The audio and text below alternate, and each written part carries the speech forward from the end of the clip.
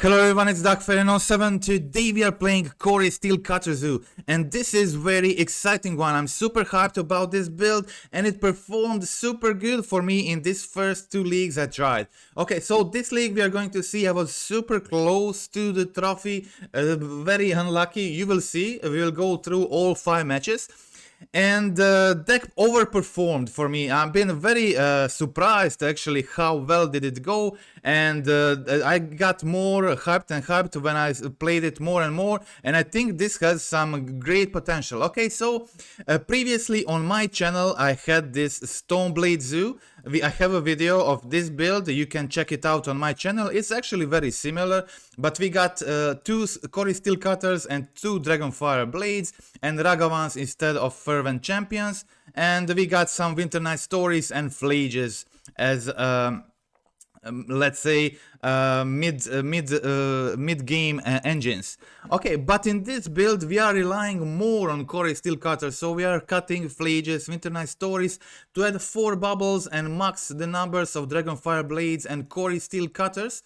So Dragonfire Blades in this deck is very good because it not only works great with Fervent Champion, which replaced Ragavan in this build, as it has great synergy with Dragonfire Blade, it equips for free. But if you have Leyline of the Guildpact on the field, every creature you have becomes a Fervent Champion and equips the Dragonfire Blade for free. That is really strong. And Fervent Champions are hasty creatures. If you have 2, they pump each other and they work well with Dragonfire Blade. You have 4 Stoneforge Mystic, so have a lot of access to Dragonfire Blade. There is a good chance of finding one each game, so Fervent Champion usually performs really well and it starts attacking immediately from turn 1.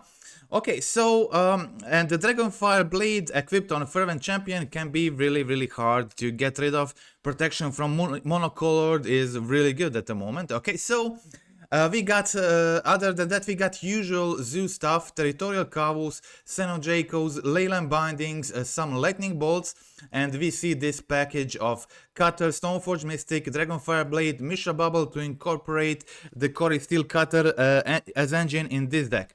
Okay, so in the sideboard we got some interesting tech. Okay, so in this league we are going to see I actually played 2 swords in the sideboard, but the problem with the swords is when you have Leyline of the Guildpact on the field, it actually and you have Scion on the field and you try to equip anything and you equip it and it immediately unequips because it is the equipment itself becomes all colors, so the creature gets protection from the equipment and it immediately unequips, so it's a big no-go, unfortunately.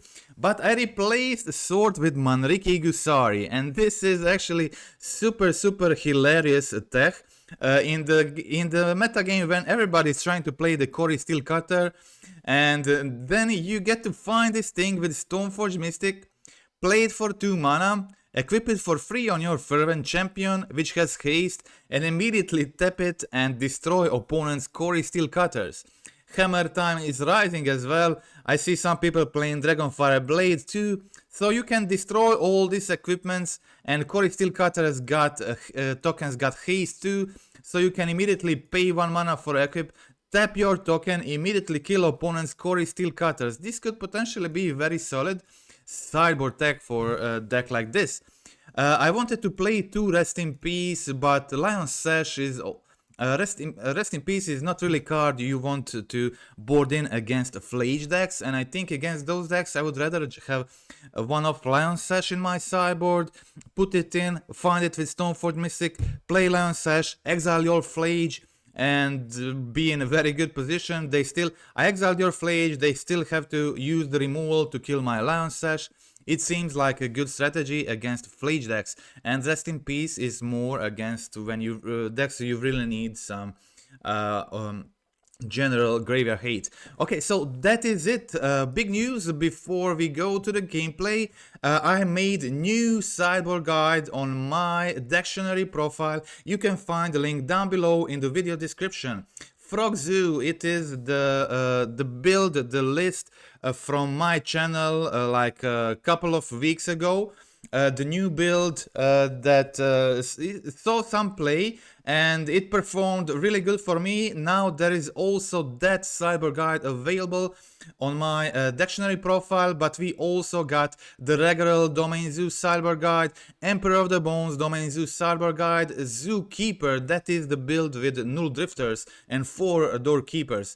And we also got Obosh Ketramos cyber guide, Dimir Frog guide, and some other older guides there. But note that this guide is in top tier. The new one is in top tier, which is this thing. And all other guides are as part of the medium tier subscription. Okay, so that is it. Remember that if you're subscribing to the top tier, where the new guide is situated, you're getting access to 2 big articles on Zoo with a lot of my thoughts on the decks and the strategy. And okay, so that is it. We can now go to the gameplay and see how it went. Okay. Match 1, amazing hand. So even without Scion, I got Dragonfire Blade, I got Leyline of the Guildpact. So Dragonfire Blade is also a combo with Leyline of the Guildpact. Every my creature equips for 0 and has protection from multicolor. So it kind of copies what Scion does for a deck. But yeah, of course, having Scion is even better. And it seems like game 1 we are playing mirror. Also Dragonfire Blade will help me in the mirror if needed. And even if they have Scion, I have Leyline Binding to remove their Leyline of the Guildpact, so I'm in a big advantage here. And as I equip the blade on my Scion, it becomes a 6/6 hexproof with all other abilities. My opponent immediately concedes the match on turn 2. Let's say we can say very quick win there. I boarded in some wear tears. There's a Lion Sash because they play Phlage, and this time opponent starts with double Leyline of the Guildpact, kills my Leyline turn 1. Okay, so let's see what happens next. I have a decent hand here. Kavu, removals, CORI Steel Cutters, seems pretty good. Okay, I go for Kavu, but opponent has removal. They are stuck on lands. They kept a 1-lander with double Leyline, and they probably have I had to go like a CORI Steel Cutter first to trigger the cutter, and I went for a tear, and opponent has Stubborn Denial here. Counters my removal, but I have made a monk token, start attacking. Okay, so let's see what happens next. A Fervent Champion on the top. I don't think I need a champion at the moment. I don't have Dragonfire Blades on the field, so I go for the Leyline of the Guildpact first. I would really like to resolve the binding, but I try to get back my Kavu. Opponent has Consign, so they counter my Leyline ability. I play the Lion Sash, trigger the CORI Steel Cutter again, continue attacking. So a lot of creatures on the field. My opponent don't find another land and they concede. So that was a quick match. Let's go to the next one. Okay, again I'm keeping Scion, Leyline of the Guildpact hand. Obviously these hands are very strong. And yeah, okay, so let's see how it goes. I decided to do the Mishra bubble immediately, see my card on top to see if I want to fetch immediately or later. I see another Scion on top, so I decide to keep it. My opponent goes for turn 1 Ragavan. I decide to binding it, but it wasn't really that necessary to binding the Ragavan because I have the Scion combo anyway. But I had like another binding in my hand, so I thought it's probably okay. So I go for a basic here in case my opponent goes for Blood Moon or something like that. Okay, I decide to go for Stoneforge Mystic here. Go for find a Dragonfire Blade, equip attack for 6, and my opponent seen enough, so that is they concede, that is game over. As you can see here, I had a Sword of Light and Shadow and Sword of War and Peace. I thought how nice it can be, having the War and Peace against Boros and Light and Shadow against Orzhov. But unfortunately, swords don't work well with Leyline of the Guildpact. I realized that only while playing this match. It was actually hilarious, and I had to double equip just to be sure that the game isn't fooling with me, but then I realized what's going on. So swords does not work well with Leyline of the Guildpact, unfortunately. First time in my life I actually come up to this interaction. It was kind of, this was me first time boarding against Boros. It was kind of hard to find what I really want to board here. And so since I'm cutting the blades, then it seemed to make sense to cut champions as well. And I think the most obvious, the best thing to do here is probably just cut all the champions and play all Stoneforge Mystics.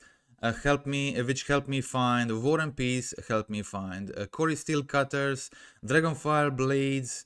I think Dragonfire Blade is actually pretty good in this matchup. And if I'm playing more Stoneforge Mystics, I have more ways to find both CORI Steel Cutter and Blade. So in the end I decide to trim one Blade, one Cutter, and cut the Fervent Champions completely. Okay, so that is it. One lander here. But I have two bubbles. I think this is keepable. So with two bubbles, I get two draws, and my hand is really good. So, and I'm also on the draw. So this is also very important. And there are so many red spells in this deck. And for that reason, deck plays pretty good against Blood Moon. So we will see how I even beat turn 2 Blood Moon in the last match. That was interesting as well. Okay, so my opponent attacking here with Ocelot Pride. I don't really care about Pride making tokens. I have like Pyroclasm in my hand anyway. So just to be as safe as I can be, here I decide to go for a basic. I have Scion in hand, but I'm still far from casting Scion. I can go like Pyroclasm Bubble next turn, and I will have enough time to find my lands, find another fetch to play Scion eventually. Okay, I really want to find planes here, be safe from the Blood Moon, and that's it. Okay, my opponent plays Where kills my CORI Steel Cutter here. I got the token in the process at least, so my opponent attacks with Ocelot Pride, and they play the Pyromancer, make more tokens, and I think this is a great situation for me to play the Pyroclasm. And I first play Bubble to make my Monk survive the combat, play the Blood Crypt tapped, and play the Blood Crypt tap, attack with Monk token, clear their board, and it's a pretty decent situation for me here. Okay, so there are a lot of options here for me. I'm in a pretty good position. I'm even secured myself against the Blood Moon, and I don't even have to kill it right now. I can go for CORI Steel Cutter plus Stoneforge Mystic first, and then play Tear plus Scion next turn. And I can also get another CORI Steel Cutter. This is all just amazing, and really puts me in such a good position. It's really hard for my opponent to do much. Okay, so I can find War and Peace. I can find another CORI Steel Cutter. I decide for another CORI Steel Cutter. It was close, but yeah, CORI Steel Cutter makes another token next turn. Lets me go wide. It's very hard for them to deal with me going wild without them having the engine with Ocelot Pride and Guide of Souls. Okay, they play another Ocelot Pride, and they even cut themselves from white, and it worked out well for me, not killing the Blood Moon last turn. So now I was able to play another CORI Steel Cutter, tear, kill the Blood Moon, and then binding, take their Ocelot Pride, and just immediately go for a lethal, basically this turn. Okay, so I kill the Blood Moon. I can now fetch, get the full domain, either choose to play Scion or Draco, Leyline Binding. I think Leyline Binding here allows me to try to go for a lethal, so I think that is the better option. I take their Ocelot Pride and my opponent concedes, so that is the match. Let's see match 3. Okay, so match 3, this was actually the match I lost in this league, but it was super close. Opponent had such an amazing top deck. It is kind of top deck you don't see too often. Okay, so I go fetch, see the top of my library. It's a Dragonfire Blade. I think I don't want that at the moment. Maybe it was better here for me to go Triumph. And but I decided to go for Thundering Falls instead. I think this is okay, so this allows me now to go a CORI Steel Cutter, bubble on turn 2, make a token, pass a turn, next turn I can hopefully find a removal, then play Scion or Draco plus removal. It seems pretty good, and also my opponent seems to be stuck on one land, which is great news for me. Okay, I see Orcish Bowmaster on top. Don't care about Bowmaster much at this point. Okay, they are definitely stuck on one land, so I'm in a pretty... I'm not sure why did I play it like this. I think this was maybe a, I don't know, brain fart for me. I think I should have played like a Scion or Draco. That was more damage in this situation. And but I kill the Samwise and make another token. But I think this Stoneforge was completely unnecessary. Of course, it allows me to go for CORI Steel Cutter, but since my opponent is stuck on land, it didn't matter anyway, so it was game over. Okay, I board in the Lion Sash, the Pyroclasm. Unfortunately, in this match, I did not have a Rest in Peace. Rest in Peace would be very handy here. And okay, so I start not many sideboard cards for this matchup, but I got Pyroclasm and one Lion Sash, which I can find with Stoneforge Mystic. My hand is decent enough. I have a Survey Land, I'm on the draw, so here is also a bubble which can help me find a land or trigger CORI Steel Cutter, but since I didn't find land yet, I definitely want to play bubble immediately, dig for lands, and here I found it. So now I can go Temple Garden next turn, Binding, take their ritual. I think taking their ritual at the moment is the most important thing. Okay, so here it is, another land that is even better for me. I crack a Strand here because I need Mesa next turn to find the Blood Crypt. Don't forget about these situations. Okay, so I take the ritual. Opponent plays Wall of Roots and Samwise, and they are again close to actually comboing. They only need Cauldron, Familiar. But I have Pyroclasm here, and I go for Pyroclasm, so they can make their Wall of Fruit survive or Carrion Feeder survive, and they decide to make their Carrion Feeder survive here, and I decide to go for a full domain immediately, play Dragonfire Blade, and this means next turn I can go CORI Steel Cutter plus Fervent Champion, make a token, equip Blade on my champion, and start attacking for serious damage. Okay, opponent attacks me with Carrion Feeder, and I find a bolt from the top, and I decide to just go for CORI Steel Cutter and hold bolt. My opponent, I did not want to go bolt before they fetch because they could maybe find Dread Arbor, and I go for bolt. After that, they could have some creature in hand. This was maybe a bit risky, but I went for it and Carrion Feeder died, so it ended up okay. Opponent here plays a Samwise Gamgee, another one from their hand, and plays Havar Might. Exiles my Binding, which gets them back Birthing Ritual. So my opponent is in game again, and but here I am finding more solutions, and now I have option to either binding the Samwise or binding the Birthing Ritual.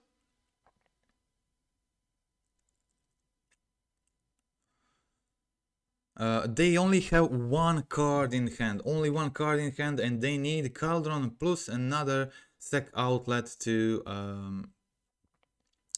combo off. And I decided to take their Samwise, and I'm pretty sure I can or be very close to killing them next turn. Here my opponent has 0 cards in hand, only 2 rituals on the field, nothing else. And I don't have a lethal. It's close. If I had like maybe a non-creature spell, I could like bolt Fervent Champion and go for lethal. This way it was close, but not quite enough. And yeah, here I go for a... Yeah, maybe I should have played Dragonfire Blade instead. That was actually 3 more damage, and the blade is 2 damage. Didn't actually matter because my opponent was able to gain 3 and go up to 4. And what they found from the top was actually amazing. So they top deck Witch Enchanter, kill my Leyline Binding, get the Samwise back, and then they sacrifice the Witch Enchanter to find Cauldron Familiar, and then sacrifice the Cauldron Familiar to find a last combo piece. This was the sickest thing I've seen in a while. Them finding exactly what they need from the top, and then having exactly 2 rituals and finding 1 combo piece with each ritual ability. That is one of the sickest things I saw in a while. Okay, so and that's how I lost this one. Okay, so let's go check out the next game. I have double champion plus Scion combo and Dragonfire Blade. So multiple ways to protect my creatures and pump them with blades. It seems pretty good. I just have to keep this kind of hand. I don't have interaction to stop their combo, but I have a lot of that in the deck, and I could draw it. And yeah, let's see what happens. The hand is very explosive, and my opponent starts with turn 1 Cauldron Familiar. So I can go turn 2 Scion. It is a big attacker here. I'm continue attacking with the champion. This is a good clock. In a lot of situations like this, I can try to find win on turn 4. And here is another land from the top. Opponent plays Birthing Ritual. Sacrifices the Cauldron, finding the Samwise Gamgee. This is not great news, and I decided to go Surveil on upkeep, and actually the Surveil on upkeep prevented me from playing a Lion Sash and exiling Cauldron Familiar from the graveyard. This was so close. So close. Unfortunately, this Surveil did not work great for me, and I had to graveyard the Lion Sash because I was not able to use it immediately. And then I find another land from the top, which was pretty bad, but I still had 2 strong attackers here. So my opponent still has to find the Sec outlet to win next turn. But as I said, it's not a great situation for me because they have Birthing Ritual on the field, and we already saw last game that they are running pretty hot at the moment. So my opponent has Carrion Feeder immediately from the hand, and the Surveil in the upkeep maybe mattered, maybe not, but definitely prevented one of my outs, which was top decking Lion Sash, exiling Cauldron Familiar. So that was a loss against Samwise combo. Samwise is definitely can be strong, very strong, actually insane deck when you draw like that. And let's check the remaining two matches of this league. Okay, so turn 1 I played against Proves, and turn 1 I went to bolt their Swiss Spear. Turn 2 I go for a Temple Garden, play my Territorial Kavu as a 4-4, pretty solid. But let's see what my opponent does. They have a Slick Shot plotted, and they go for Preordain. Pump the Slick Shot, another Preordain makes a Slick Shot 5-2. Attack me down to 9. And okay, so I think first here I want to go for attack. I'm going for attack here, discarding the Leyline of the Guildpact, trying to find a removal. I need to get rid of this Slick Shot, obviously. A Slick Shot is going to hit me hard next turn, so I really have to remove it. I find the Leyline Binding, so I got rid of the Slick Shot, and I have a good hand. I need another land, and but I know my opponent is playing Proves, and they can be very explosive and go with a lot of damage out of nowhere. Let's see what happens. Okay, opponent goes for Into the Floodmaw, brings back their second Slick Shot, and this is not looking good now. Opponent kills my Kavu, attacks me down to 1, and there is just no chance for me to get out of this. And that's a game over. That's a win for opponent in this one. Let's check out game 2. Again, I boarded in the Sword of War and Peace, and this is the game where I actually realized the Sword of War and Peace does not work with Leyline of the Guildpact. That was hilarious. Okay, but we learned something when we play Magic. Even after such a long time, I never actually had Leyline of the Guildpact and Sword on the field at the same time. I'm not sure if my opponent plays Blood Moons or not, but I decided to go for a basic just in case. So I played the Scion or Draco combo, and I have the Leyline Scion combo again. This is pretty hard for my opponent to get rid of. I definitely don't want to risk anything blocking the Swiss Spear. I want to hold my CORI Steel Cutter for next turn to trigger them. So this turn I just played the Sword of War and Peace. And at this moment, I wasn't aware that Sword does not work with Leyline of the Guildpact. I never tried this interaction, I didn't even think about it. So I was completely unaware of this. Opponent plots the Slick Shot and passes the turn. So here I go, try to equip the Sword of War and Peace. And the equipping fails, so I didn't want to play anything else this turn. So just in case, to check, yeah, I realized what's happening, that Sword is all colors, and it gives creature protection from red and white, and when I equip it, it immediately unequips.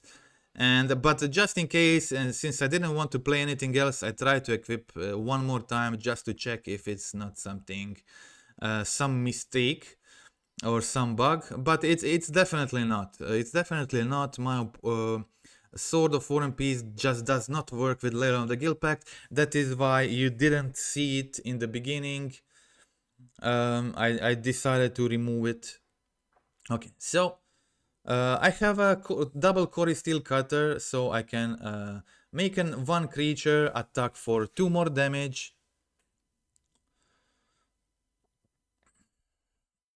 Okay, I attack for 2 more damage with CORI Steel Cutter, put them down to 2 life, and gain 6 more. They have 2 slick shots plotted, but it seems very unlikely that they'll be able to find a kill or something next turn. Okay, so I attack them down to 2. I'm on 29. On 29, that is a lot. And I just wanted to note people that of this Sword of War and Peace is a nombo with Leyline of the Guildpact. First time I found this interaction. And yeah, my opponent plays double Slick Shot, they had plotted, but they can get out of this situation, so it's game over. Okay, let's check out the last match. This is very short because it was a game against Mono Red Charbelcher.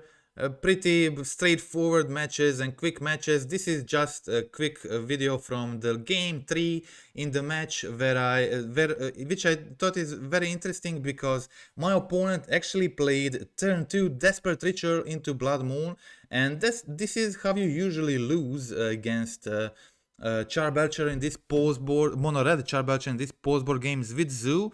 But here I was planning on them having that, and I had a CORI Steel Cutter plus Mishra Bubble on turn 2.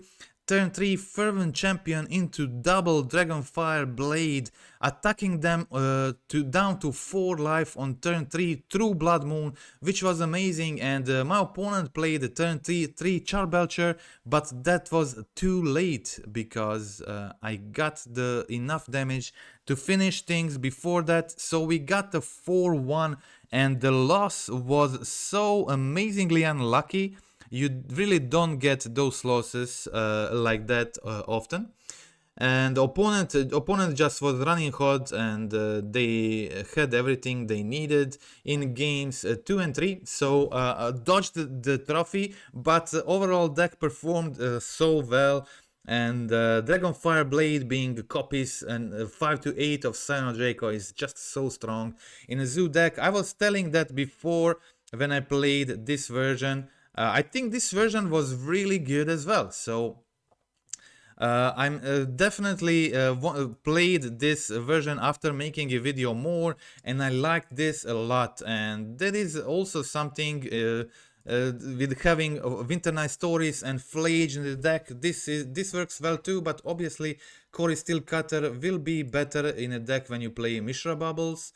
And Mishra Bubbles work so great with them. So in this version, when I'm going more on CORI Steel Cutters, I definitely want all 4 bubbles because I have 4 CORI Steel Cutters, and the Dragonfire Blades going full on them, and then replacing Ragavans with Champions. And now we got Blades which work amazingly with 8 of our cards. Both Champions and the Leyline of the Guildpact are great combo with Blade, and this all makes a deck a lot more synergistic, and it incorporates CORI Steel Cutter better than this version I played before.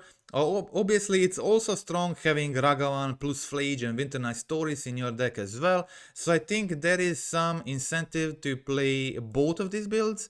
If you don't remember this build, you can see it performing on my channel. I have a video of this build. I had similar sideboard back then, very similar.